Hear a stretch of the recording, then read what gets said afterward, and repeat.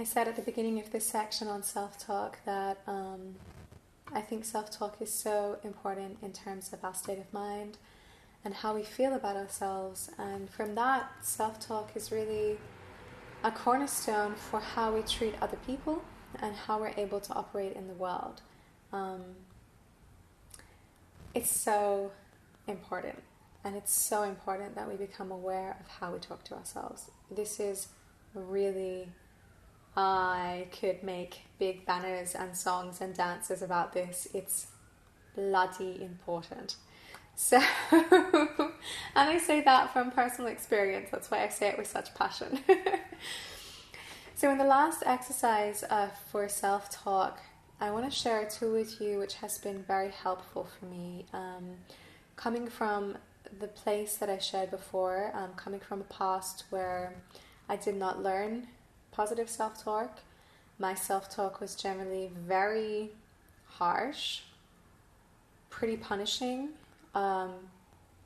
pretty aggressive, left me feeling like crap a lot. It was really important for me to find out how to change that once I worked out what was going on. So this tool is a tool I use all of the time, as much as I can be aware. Whenever I catch myself thinking in a way that doesn't serve me, when I catch myself talking to myself in a way that's disempowering. And disempowering for me means it leaves you feeling bad. It leaves you feeling small. It leaves you feeling not wanting to take action. It takes your energy instead of expanding your energy. This is for me disempowering, in case that's not clear. So this is a tool, and it's about recognizing a disempowering thought or self-talk, looking for how we can reframe this, and I do that by looking for an opportunity. So I try to get curious, and then looking for how I can take this disempowering thing and make it an empowering thing. So it's kind of like flipping it on its head. So I want to share an example with you from my life to help bring a bit more clarity into this. And of course, please read what I've written in the workbook and look at the workbook exercises, the journal exercises for this to also get a bit more clarity. I'm a performer, I'm a musician, so I've performed a lot of concerts, and many of them have been in Germany. By a lot of concerts, I mean like over 600 concerts in the last 7 years. So it's a lot. And often I found myself standing on a stage as a solo musician with my guitar and the microphone in front of a German audience, playing my own music with English lyrics. Early on, I decided to try to learn a few phrases to help me explain my lyrics in German to the German audience, because my music is it's lyrically strong, and if you don't understand what my lyrics are, then you're missing the experience. And I realized that for a person who doesn't understand English so well, a German speaker sitting in my audience, perhaps listening to my song for the first time, if they don't have something in their own language to hold on to through my song, they're just going to get bored. They're not going to be able to engage with the music, and they're not going to be able to engage with me. So that was really important for me, that I could overcome a little fear and discomfort that I had, and speak, as I said, a few sentences as an introduction into my song in German before I would play each song. The thing is, my German skills are okay, but they're not great. They are functional, which means that I make a lot of mistakes. And it's embarrassing to stand on a stage in front of an audience, which can range from 30 to 100, 200 people, and feel like I'm fumbling my way through their language. It can be uncomfortable. So I realized that I had a disempowering self-talk that was often coming up at this point for me, which was like, you sound like an idiot. They think you're an idiot. So this was the voice in my head. They think you're an idiot. I'm standing on a stage, imagine, in front of like 100 people, and this is the voice in my head. This is not empowering. This is very disempowering. When I realized that, I was like, I need to do something about this, because this cannot be the energy that I'm coming from playing my music to people. This is the thing I love the most to do. I cannot be coming from a place of disempowerment in it.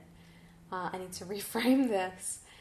So getting curious, thinking about what could be the opportunity here, I realized that I felt insecure about my German because I wasn't practicing it enough.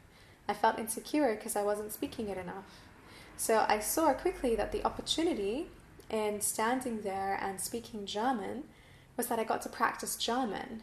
That's great. It's an opportunity for me to practice this thing I'm a little bit afraid of, and I'm uncomfortable doing. But by practicing it, I'm going to get better.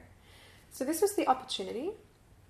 And the empowering way of looking at it is through the opportunity was that every time I speak German, I get to practice. Every time I practice, I'm going to get better. Yeah, because I get feedback and I get more confident. And every time I get more confident and practice and get better, this disempowering voice loses energy. It becomes the little deer trail. And the new voice becomes the highway or the autobahn. So this is what I did. And of course, when I stand on that stage and there's that voice, they think you're an adult. Smaller now. But then there's the highway that's like, no, this is amazing. I get to practice. I get better. Every time I speak, I get better. This is awesome. And coming in from this space into playing my song, into connecting to my audience is much more empowering. Yeah, than which doesn't help me. So this is my example. I recommend, please again, read through what I've written in your workbook about this activity and take some time to think about you can do more than one, but perhaps just start with one and go through the process. A disempowering thought or a disempowering way that you speak to yourself.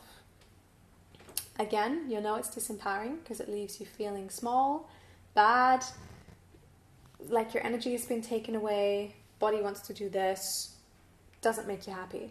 It's a pretty strong emotional reaction. So have a go with that, find the thought, then think about the context of the thought, and see if you can find the opportunity or get curious about how it could be different. Yeah. Another thing you could ask yourself is this really true? Yeah. And then look for how you can reframe it. Look for how you can change it into a more positive way of thinking about the situation or a positive way of talking to yourself. If you have questions, please send me a message and I'll do my best to support you in this exercise. It is an exercise that takes practice. It's an exercise that takes self-awareness because we need self-awareness in order to see what's going on in our heads. And it's an exercise that takes patience. Transformation does not happen overnight, but in my experience, when we do these things consistently and when we commit to the process of change and when we have tools that can help us in that process, transformation does happen. It really does. I am living proof that it does. Yeah, so I'm excited to share this tool with you and let me know how you find it.